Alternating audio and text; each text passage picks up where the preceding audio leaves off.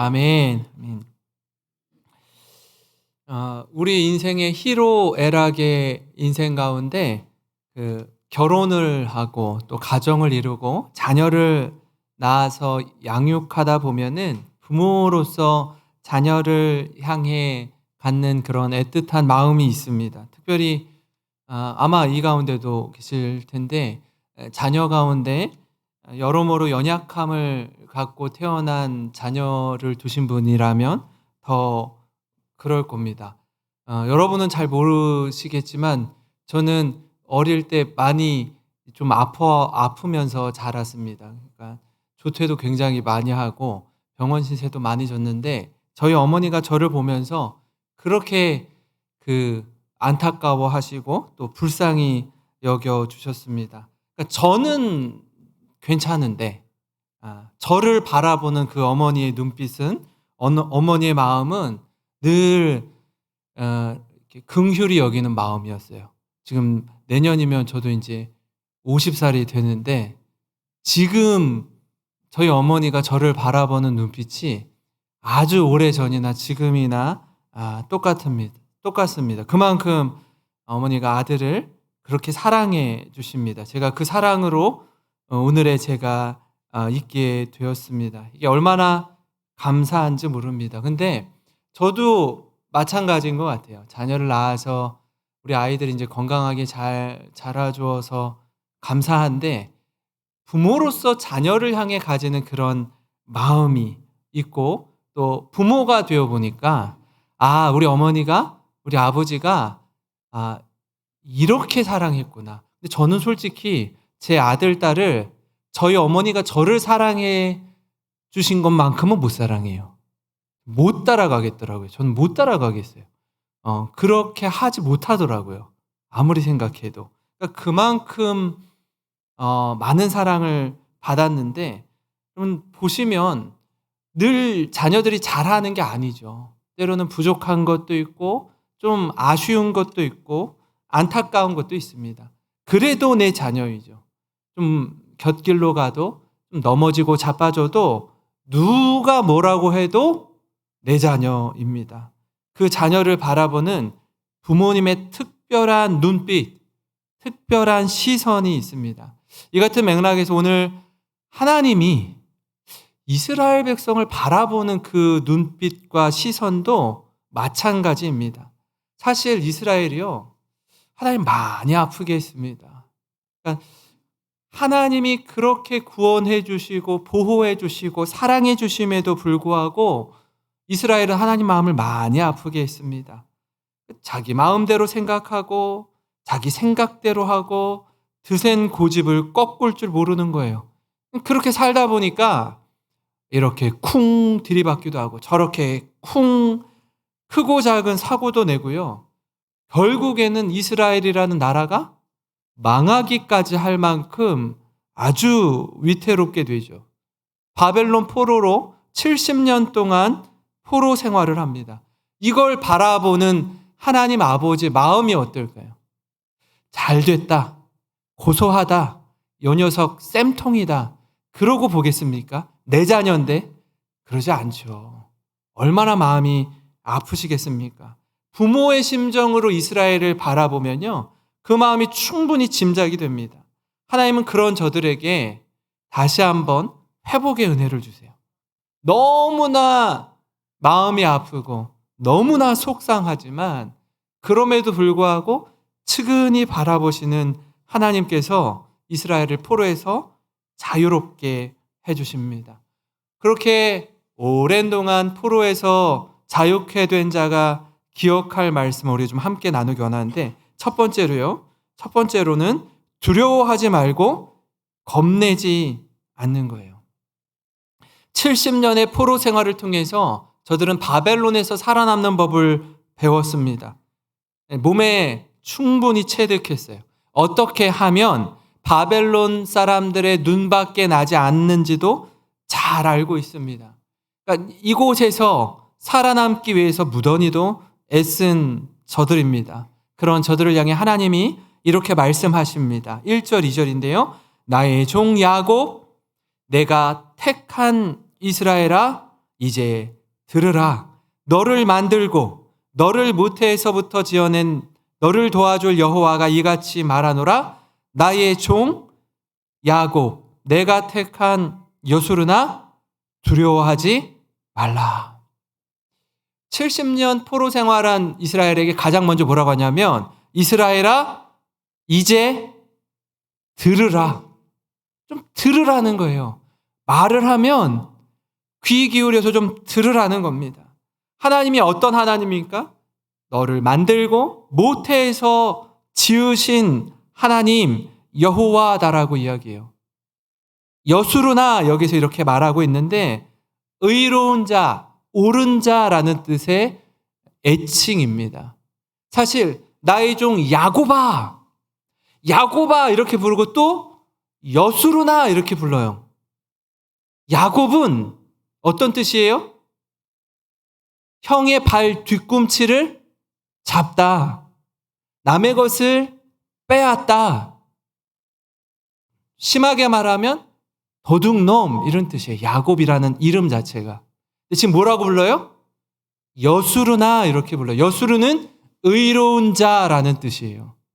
그러니까 이 야곱 같은 이스라엘이 여수르나 이렇게 부르면서 좀 내 얘기를 좀 들어볼래? 이렇게 이야기해요. 그리고 두려워하지 말라라고 합니다. 왜 하나님이 이스라엘 백성을 향해 두려워하지 말라고 합니까? 왜요? 지금 이스라엘이 두려움에 사로잡혀 있어서 그래요. 두려움에 사로잡혀 있는 저들에게 두려워하지 말라는 거예요. 바벨론 포로로 지내는 하루하루가 얼마나 벅차고 힘들겠습니까?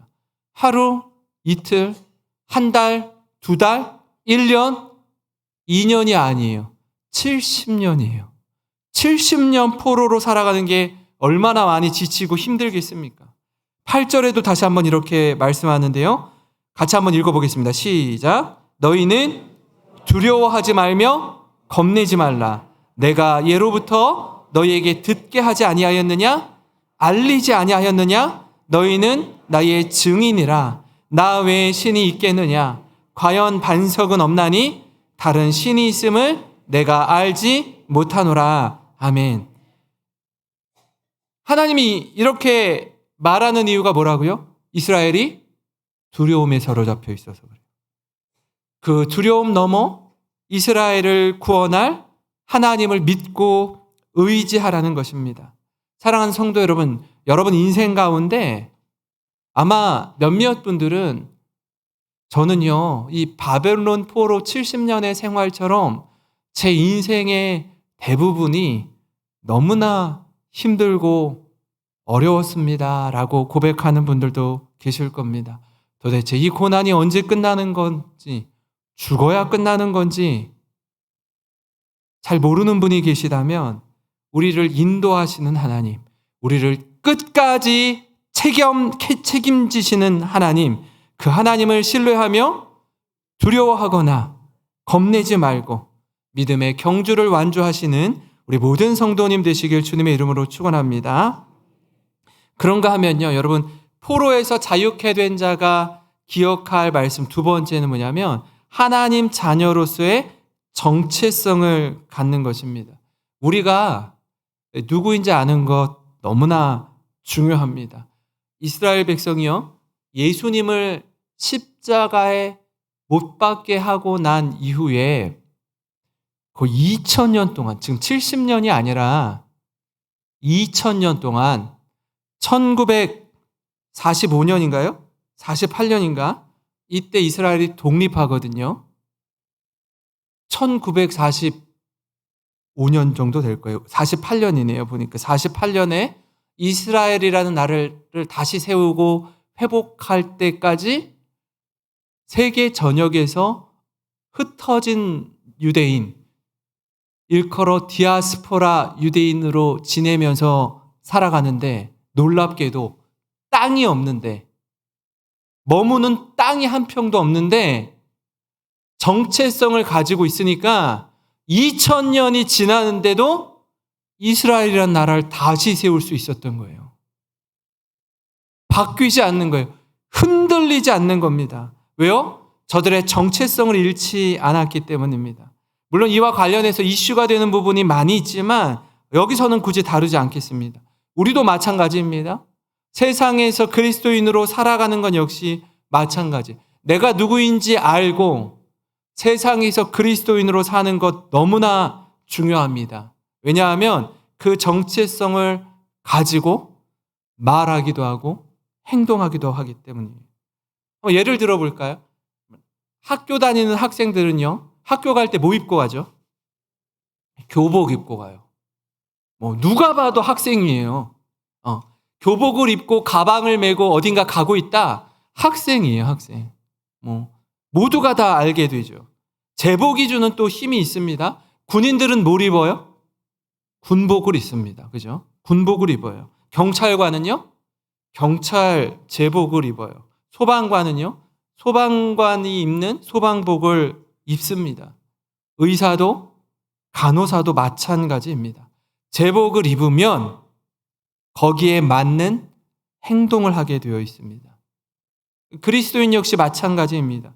세상 속의 그리스도인은 세상에서 그리스도인 다움을 살아낼 사명이 있어요. 그래서 예수님이 우리들을 향해서 이렇게 말하는 거예요. 너희는 교회의 빛이요 교회의 소금이라 라고 하지 않고 어디에? 세상의 빛이요 세상의 소금이다 라고 이야기하는 거예요. 세상에서 빛으로 살아가야 되고 세상에서 소금으로 살라는 겁니다. 왜 그렇죠? 세상이 어두워져 가고 있기 때문에 그래요. 점점 더 흑암 가운데 있는데 그리스도인, 우리 빛이 되는 그리스도인이 세상 가운데 들어가면 어떻게 해요? 내가 비치면 그 빛의 밝기, 아주 환하게 비추는 빛이 되었건 아니면 촛불 하나같이 아주 작은 빛이 되었건 빛으로 살아가는 게 중요하다라는 게 뭐냐면 밝은 빛이든 아주 작은 빛이든 그 빛만큼 그 빛을 내는 밝기만큼 세상의 어둠은 물러가게 되어 있기 때문에 그래요. 그래서 빛으로 살아가는 게 너무 중요합니다. 소금도 마찬가지예요. 소금의 역할 두 가지가 있죠. 하나는 맛을 내는 거예요. 아주 맛을 내는 겁니다. 또 하나는요, 부패를 방지하는 거예요. 부패를 방지하는 거예요. 아주 맛깔스러운 삶을 살아갈 뿐 아니라 세상이 점점 부패해 가는데 내가 그곳에 가면 그리스도인이 우리가 그곳에서 살면 부패한 삶이 우리를 통해서 이곳에서 멈추게 되는 거예요. 눈치를 보는 거예요.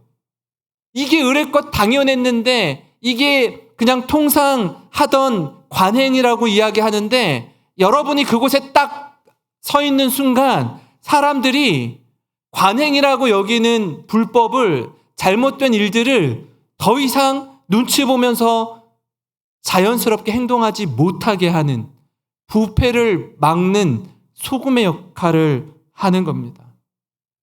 그곳에서 분명한 정체성을 가지고 살아야 합니다. 이사야 44장 5절입니다. 이렇게 이야기해요. 같이 한번 읽어보겠습니다. 현대인의 성경으로 시작. 어떤 사람은 나는 여호와의 백성이다 하고 자랑스럽게 말할 것이며 또 어떤 사람은 야곱의 이름을 부르고 또 다른 사람은 여호와의 백성이라는 말을 자기 팔에 새기며 이스라엘이란 이름을 자랑스럽게 부를 것이다. 아멘. 사랑하는 성도 여러분, 우리에게 나는 여호와의 백성입니다. 하나님의 자녀입니다. 라는 이 자부심과 긍지가 있기를 소망합니다. 이런 고백이요, 우리의 삶을 지켜줘요. 우리가 부끄러울 때가 있는데 뭐냐면 어떤 분은 내가 어떤 회사에 가든지 어떤 직장 생활을 하든지 어떤 공동체에 가든지 처음부터 내가 그리스도임을 분명하게 밝히시는 분이 있어요. 좋아요. 너무 좋은데 이게 좀 이렇게 희석되는 경우가 있는데 그게 뭐냐면 그렇게 밝혔으면 어떻게 해요? 말과 행실에 있어서 내가 크리스천입니다, 그리스도인입니다가 자연스럽게 나타나야 되는데 말은 그렇게 딱 선포했는데 힘든 일이 생기면 갑자기 화장실로 가고 이렇게 남이 하지 않으려고 하는 일들이 벌어지면 어디론가 숨어버리고 뭔가 이렇게 하면 내가 밝힌 게 훨씬 더 부끄러워지는 거죠. 그죠? 예. 그래서 가리게 되는 경우가 있어요. 그래서 중요하고 결정적일 때 내가 그리스도인이라는 걸 오픈하는 것도 중요해요. 에스더처럼. 에스더가 처음에 왕후가 될 때 내가 히브리인입니다, 내가 이스라엘 사람입니다라고 말해요, 안 해요? 안 하죠. 나중에 얘기하죠. 나중에 민족이 위기에 빠질 때에 이야기하잖아요. 제가 이거 잠깐 스포하는 거잖아요. 네. 나중에 자기가 이스라엘 백성이라는 걸 밝혀요. 이스라엘을 구원하기 위해서. 미리 말을 했으면 어떻게 해요? 그렇게 살아가야 하는 거예요. 그 모습이 우리 안에 있어야 되는 것입니다. 바라기는 이 하나님 자녀의 분명한 정체성을 가지고 세상에서 멋지게 살아가는 우리 모든 성도님 되시길 주님의 이름으로 축원합니다. 마지막으로요, 포로에서 자유케 된 자가 기억할 말씀은 처음이요 마지막이신 하나님만 믿고 따르는 겁니다. 하나님은요, 온 우주 만물의 시작이요 마지막, 전부이신 하나님이다라고 말씀하고 있습니다. 오늘 이 44장 6절 말씀 보시면 이렇습니다. 이스라엘의 왕인 여호와, 이스라엘의 구원자인 만군의 여호와가 이같이 말하노라. 나는 처음이요 나는 마지막이라. 나 외에 다른 신이 없느니라. 하나님 외에 다른 신이 없어요. 그래서 하나님의 자리에 하나님이 아닌 것을 놓고 섬기는 것을 하나님 원치 않으십니다. 이 처음이요 마지막이라는 표현은 요한계시록에 수차례 등장하는데요. 요한계시록 1장 8절 우리 한번 같이 읽어보겠습니다. 시작. 주 하나님이 이르시되 나는 알파와 오메가라. 이제도 있고 전에도 있었고 장차 올 자요 전능한 자라 하시더라. 아멘. 이 알파와 오메가는요, 신약 성경이 기록된 이 헬라어 알파벳의 가장 첫 글자이고 가장 마지막 글자. 여기도 써 있네. 여기 보이세요? 네, 강대상에 알파와 오메가 써 있는 거 보이세요? 네, 처음과 마지막이라는 뜻이에요. 영어 알파벳으로 보면은 A부터 Z까지 이 말인데 저게 헬라어 알파벳입니다. 저게 알파, 베타, 감마, 델타, 엡실론, 제타, 에타, 세타, 이오타. 저 세타라고 번데기 발음처럼 써 있는 거 보이세요? 예. 저게 이제 하나님을 헬라어로 테오스라고 하는데 그 테오스의 첫 글자가 저 번데기 발음처럼 생긴 저 세타여가지고 우리가 일반적으로 저렇게 세타라고 표시를 하는 겁니다. 그리고 맨 마지막에 보시면 뭐가 있어요? 오메가가 있죠. 저기 파이처럼 생긴 것도 있죠. 그죠? 예. 파이는 3.14 나오는 것도 다 헬라어인 거예요. 그리스어에서 다 나온 겁니다. 그러니까 라틴어, 영어, 독일어, 유럽에 있는 대부분의 언어는 헬라어에서 나왔어요. 그래서 헬라어를 알면 다른 언어들도 쉽게 접할 수 있습니다. 2002년도 월드컵 4강 신화를 이루었던 감독이 누구예요? 네, 히딩크 감독이 네덜란드 사람입니다. 네덜란드 사람인데 처음에 올 때 이런 얘기를 했어요. 히딩크 감독은 5개 국어를 할 줄 안다고 하더라고요. 5개 국어. 그래서 처음에 다 우와 했어요. 어떻게 5개 국어를 하지? 우리는 한국어, 영어 하기도 힘든데 어떻게 5개 국어를 하지? 그런 이유가 있어요. 유럽 쪽의 언어들은 대부분 다 비슷해요. 그래서 유럽에서 대학을 나오면 여러 개, 3개 국어, 4개 국어, 5개 국어 하는 건 어지간한 사람들이면 다 할 수 있는 거래요. 다 할 수 있어요. 왜요? 언어가 비슷하니까. 배우기가 훨씬 더 쉬운 겁니다. 훨씬 더 쉬워요. 요한계시록 22장 13절 이렇게 써 있습니다. 한번 같이 읽겠습니다. 시작. 나는 알파와 오메가요, 처음과 마지막이요, 시작과 마침이라. 다 똑같은 말이에요. 알파와 오메가요, 처음과 마지막이요, 시작과 마침이라. 다 똑같은 말이에요. 3번이나 강조합니다. 하나님 어떤 분이라고요? 처음이요, 마지막인 분이다 라고 이야기하고 있습니다. 제가 차를 좋아하는데 우리나라에 처음 딱 나온 경차가 뭐였냐면 대우의 티코였어요. 티코였어요. 티코가 엄청나게 많이 팔리자 현대와 기아가 가만히 있을 수 없죠. 기아에서는 비스토라는 차를 냈고요. 현대에서는 아토즈라는 차를 냈습니다. 저 차가 아토즈예요. 여기 골목에 가면 저 차가 있어요. 여기 우리 행남동 골목에 가면 저기 지금 97년도에 나온 차인데 거의 한 27년 됐죠. 저 차가 아주 상태가 양호하게 붙어 있습니다. 저 차 이름이 아토즈예요. 아토즈 스펠링이 ATOG예요. ATOG가 뭐냐면 A2G예요. A부터 Z까지라는 말이에요. 자동차계의 처음이요, 마지막인 차인 거예요. 저 차가 엄청난 뜻을 가지고 있는 거예요. 네. 우리 자동차는 이런 차다라는 걸 보여주려고 이름을 아토즈라고 지은 겁니다. 여러분, 우리는 이처럼 처음이요 마지막, 세상의 전부이신 하나님을 믿고 따릅니다. 그것이 복인 줄 믿으시기 바랍니다. 사랑하는 성도 여러분, 우리는요, 우리의 전부이신 하나님을 믿고 따라야 합니다.